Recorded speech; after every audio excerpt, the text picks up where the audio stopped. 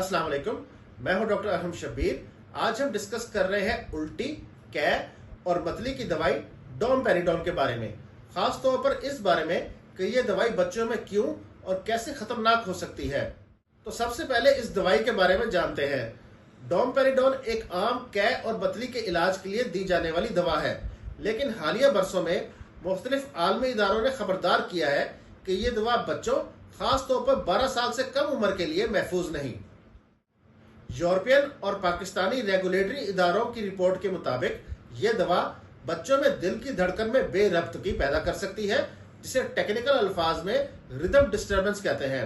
इनमें QT interval prolongation, torsades de pointes, ये एक दिल का जानलेवा अरिदमिया होता है और सडन कार्डियक डेथ शामिल है। इसके अलावा बच्चों में डोमपेरिडोन की अफादियत पूरी तरह से साबितशुदा नहीं है और मशकूक है, जिसकी बुनियाद पर ड्रैब पाकिस्तान ने भी इस पर पाबंदी की हदायत जारी की हुई है। अगला सवाल, डोमपेरिडोन को किन में प्रिस्क्राइब किया जा सकता है? तो याद रहे कि यह दवा सिर्फ उन बच्चों में दी जा सकती है जिनकी उम्र 12 साल से ज्यादा हो, वजन 35 किलोग्राम से ज्यादा हो।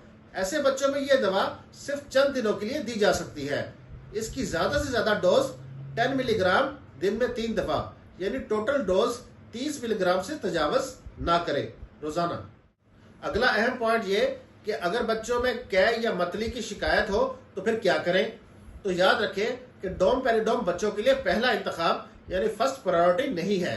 पहला कदम और सबसे अहम ORS है, ताकि पानी और नमकियात का तवाजुन बॉडी में बरकरार रखा जा सके। अगर बच्चा ORS टॉलरेट ना कर रहा हो तो ऑनडेनसीट्रोन सिरप एक बेहतर मुतबादिल है, मगर सिर्फ वजन और उम्र के हिसाब से।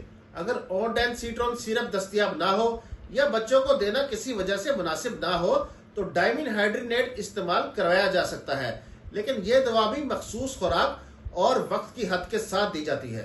चलिए जी, आज की वीडियो के लिए बस इतना ही। इस वीडियो को शेयर कीजिए, मुझे तिब्बी तहकीक की और मुस्तकिल मालूमात के लिए इस चैनल को सब्सक्राइब कीजिए और बेल आइकन पर क्लिक कीजिए। Thank you very much.